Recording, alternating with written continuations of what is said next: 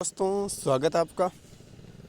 बात करें Indian economy की, भारतीय अर्थव्यवस्था की, तो इसमें हम टॉपिक अब देखेंगे भुगतान संतुलन यानी बैलेंस ऑफ पेमेंट।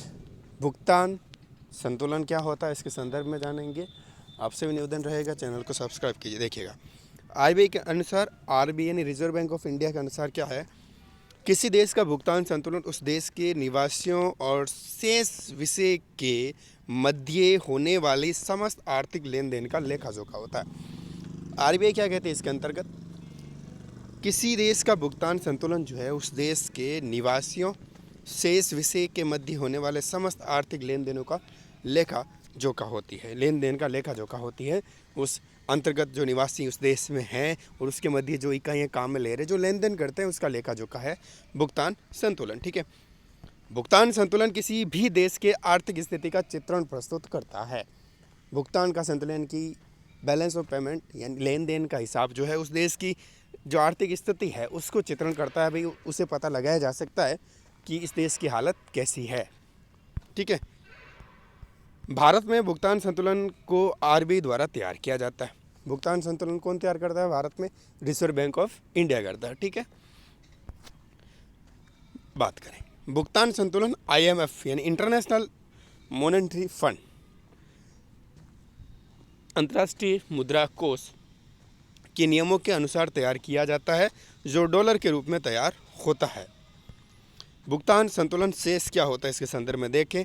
भुगतान संतुलन शेष दो प्रकार के होते हैं। कितने प्रकार के? दो प्रकार के। अनुकूलन भुगतान संतुलन शेष, प्रतिकूलन भुगतान संतुलन शेष। एक अनुकूलन होता है, एक प्रतिकूलन भुगतान संतुलन होता है। इसके बारे में हम जानेंगे, बात करेंगे। क्या देखिएगा, सबसे पहले देखें अनुकूल भुगतान संतुलन शेष। अनुकूल भुगतान संतुलन शेष क्या होता है इसके संदर्भ में जब बात करें तो जब किसी देश के, ठीक से देखिएगा इस चीज़ को, जब किसी देश के कुल निर्यात का मतलब क्या होता है, जो हम यहाँ से एक्सपोर्ट करते हैं यानी विदेशों को देते हैं, वो होता है निर्यात। आयात यानी हम वहाँ से विदेशों से क्रय करते हैं, खरीदते हैं, वो आता है आयात में। ठीक है, जब किसी देश की कुल निर्यात वस्तु तथा सेवा दोनों हैं आयातों की तुलना में अधिक होते हैं, निर्यात आयातों की तुलना में अधिक होते हैं, यानी कि हम यहाँ से ज़्यादा बाहर बेचते हैं वस्तु या सेवा, या बेचते हैं बाहर देते हैं, वो होता अनुकूल। क्या होता है? अनुकूल। इसे अनुकूल भुगतान संतुलन शेष कहा जाता है। यानी हमने निर्यात ज़्यादा किया, आयात कम रहा, तो क्या होगा? अनुकूल भुगतान संतुलन शेष। यानी कि कुल निर्यात ज़्यादा और आयात कम, आयातों से निर्यात ज़्यादा होना चाहिए, तो क्या होगा? अनुकूल भुगतान संतुलन शेष होने वाला है। ठीक है, आगे बात करें प्रतिकूल भुगतान संतुलन शेष क्या होता है। प्रतिकूल भुगतान संतुलन शेष तो क्या होगा इसके संदर्भ में, जब किसी देश के कुल आयात निर्यात की तुलना में अधिक होते हैं, यानी निर्यात कम होता है और आयात ज़्यादा होता है, जो कि हमारे देश में सबसे ज़्यादा है, होता ही है।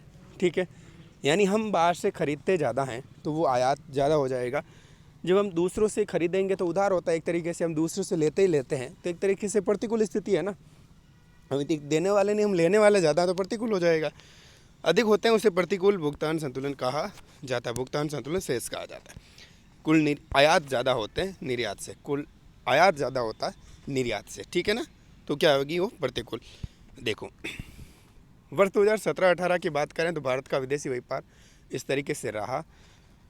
500 करोड़ रुपए वस्तुओं का निर्यात हुआ, सेवाओं का निर्यात 200 करोड़, वस्तुओं का आयात 400 करोड़ और सेवाओं का आयात 500 करोड़। भुगतान संतुलन शेष होगा, क्या होगा? अब देखें, कुल निर्यात 700 करोड़, कुल आयात 900 करोड़, यानी कि हमने ज़्यादा खरीदा है, बेचा कम है, तो क्या होगा? प्रतिकूल भुगतान संतुलन शेष 200 करोड़ रुपए।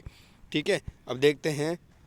और हमने बात की थी ना, केवल दो बार ही ऐसा हुआ जहाँ पर अनुकूलन रहा, एक तो 1972 और 1976 और 67। ठीक है ना, यानी 1972, 73 और 1976, 77 दो, अब तक के हिस्ट्री में दो बार ही केवल ऐसा हुआ कि जहाँ पर हमारा जो है भुगतान संतुलन क्या रहा? अनुकूल रहा, क्योंकि उस वक्त क्या रहा? निर्यात ज़्यादा रहा। ठीक है, ऐसा सिर्फ दो बार हुआ, ये ईयर पूछा जाता है। अगला है व्यापार संतुलन को भी देख लेते हैं। बैलेंस ऑफ ट्रेड, BOT जिसे कहा जाता है, बैलेंस ऑफ ट्रेड। व्यापार संतुलन में केवल भौतिक मदों अर्थात दृश्य मदों के आयात निर्यात के अंतर को शामिल किया जाता है। अर्थात व्यापार संतुलन में वस्तुओं के आयात निर्यात का लेखा जोखा किया जाता है, ठीक है ना। व्यापार संतुलन में जो वस्तुएं होती है उसका आयात निर्यात का लेखा जोखा करेंगे, बात वही है सीधी सी, ठीक है। व्यापार संतुलन दो प्रकार का होता है। अनुकूल व्यापार शेष यानी वस्तु का कुल निर्यात ज़्यादा होगा, कुल आयात से कम होगा, ठीक है ना। कुल आयात से ज़्यादा होगा निर्यात, तो क्या होगा, वो अनुकूल होगा। प्रतिकूल में सीधी सी बात है वही जो मैंने पहले बताई थी अभी, वस्तुओं का निर्यात कम होगा और आयात ज़्यादा होगा। आयात से निर्यात अगर ज़्यादा है तो क्या होगा,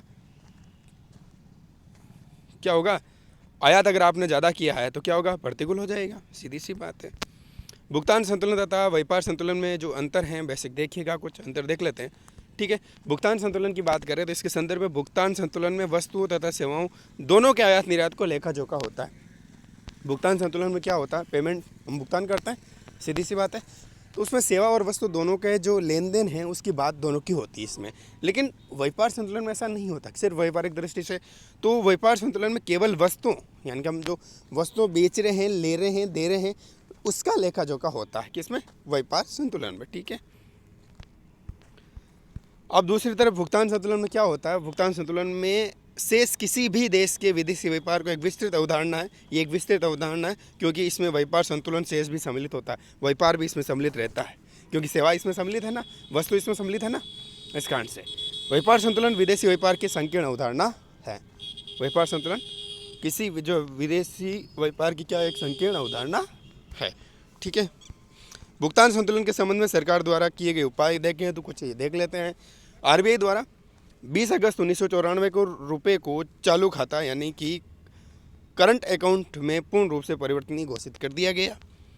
रुपए की पूर्ण परिवर्तनीयता से आप क्या समझेंगे, देखें, निर्यात एवं वैधानिक माध्यमों से कमाई गई विदेशी मुद्रा को सरकारी दर पर बाजार विनिमय दर पर स्वदेशी मुद्रा में बदलने की ये बात थी, ठीक है ना। विदेशी मुद्रा को स्वदेशी मुद्रा में बदलना, ठीक है ना। 1992-93 तक का सरकार द्वारा निर्धारित विनिमय दर पर विदेशों से कराई गई जो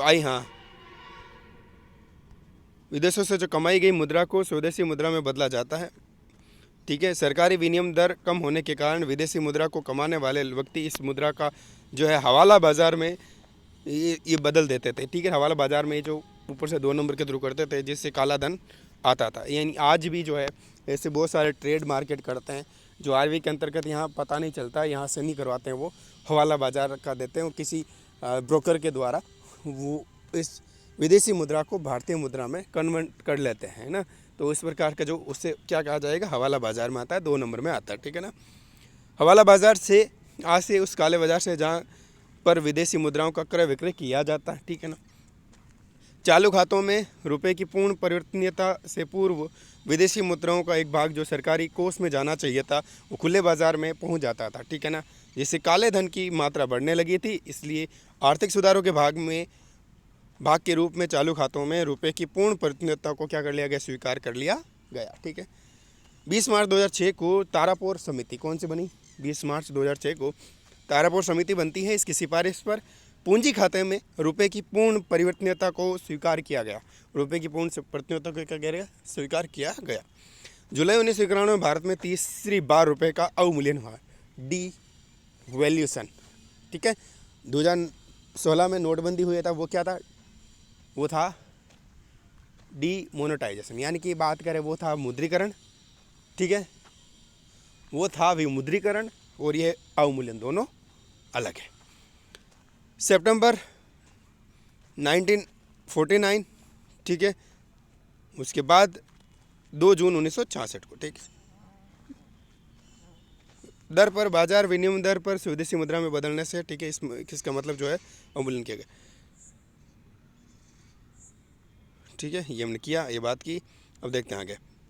1949, 1966 के बाद 1 जनवरी 1982 को विदेश व्यापार को बढ़ावा देने हेतु भारतीय आयात निर्यात यानी एग्जिम बैंक की स्थापना हुई थी। निर्यात को बढ़ावा देने के लिए कुछ समितियां गठित की गई। सबसे पहले देखें 1949 में गोरवाला समिति, 1957 में डिसूजा समिति बनी, 1961 में मुदालियर समिति बनी और 1977 में अलेक्जेंडर समिति बनती है और 1981 में टंडन समिति बनती है। ये निर्यात को बढ़ावा देने के लिए। भारत में निर्यात व्यापार को बढ़ावा देने हेतु 1 अप्रैल 2000 को चीनी मॉडल पर विशेष आर्थिक क्षेत्र यानी SEZ की स्थापना की गई, स्पेशल इकोनॉमिक जोन, ठीक है ना, ये स्थापित किए गए। तो ये बात ही आपने व्यापार से संबंधित भुगतान संतुलन की बात की, ठीक है ना, व्यापार संतुलन भुगतान संतुलन दोनों की बात की। चैनल को सब्सक्राइब कीजिएगा। नमस्कार।